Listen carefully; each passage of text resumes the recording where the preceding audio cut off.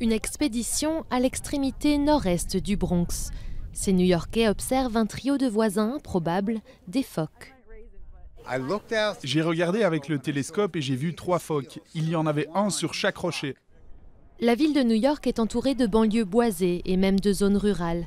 Après avoir été chassés par l'arrivée des colons européens, les animaux sauvages sont revenus ici au cours des 30 dernières années, grâce au développement des espaces verts et au ralentissement de l'urbanisation. La mairie a même créé une unité de la faune en 2016 qui organise des activités gratuites. On a des phoques, des coyotes, des biches, des ratons laveurs. Tous ces animaux qui habitent dans notre ville sont eux aussi new-yorkais.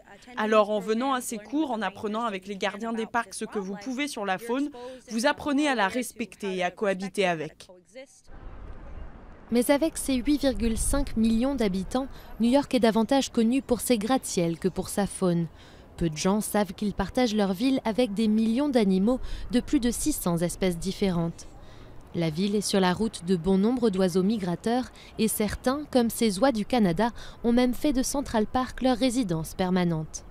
Des faucons aux ratons laveurs, ces New-Yorkais se font souvent discrets. Surtout les coyotes, dont la présence à Queens et dans le Bronx inquiète quand même certains habitants. Les coyotes ne mangent pas les hommes, ils ne cherchent pas à manger des hommes. Je veux juste que les gens comprennent que les coyotes sont déjà là, ils habitent déjà avec nous. Et ce ne sont pas des animaux dangereux, ce sont des animaux sauvages. Mais ça ne veut pas dire qu'ils sont dangereux. Mais une cohabitation trop amicale comporte certains risques.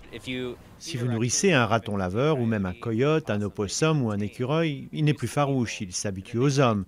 Et ensuite, il peut commencer à piquer de la nourriture dans les sacs à dos des passants ou à leur faire peur s'ils s'approchent trop d'eux. À ce moment-là, il y a un retour de bâton parce que les gens commencent à se dire que ce type d'animal ne devrait pas être là, parce qu'il pourrait faire du mal à leurs enfants ou les attaquer. Pour éviter d'en arriver là, la ville a lancé une campagne d'affichage dans les transports en commun. Une autre doit démarrer en avril, histoire de s'assurer que les New-Yorkais de toutes les espèces puissent continuer à vivre en harmonie à l'ombre des gratte-ciels.